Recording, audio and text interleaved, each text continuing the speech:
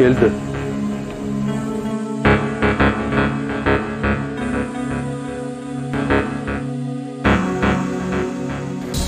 Zamon o'ylari.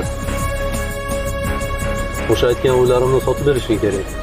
Aka, uni hujjatlari bilan muammo bor-ku. Lazmi? To'xtaymi u yo'lga ishim olmasin. Kechirasiz. Men hujjatlari tayyor bo'lmagan uylar bilan ishlamayman. Qachondan beri? Salomat bo'ling.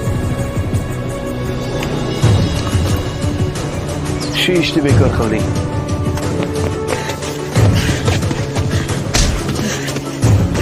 Voy! Laz, o'zi nima bo'ldi? Shu desang, noqonuniy qurilish kompaniyasi. Menga uylarimni sot deb taklif berdi. Men esa rozi bo'lmadim. O'zing bilasan, zamon uylari hech qachon noqonuniy bo'lgan joylarda ishlamaydi. Xalqimizga doim eng yaxshisini ilinadi. Shunaqa gaplar.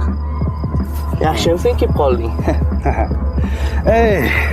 Shuni ham o'ylab turasanmi? Men seni har doim yoningdaman, do'stim.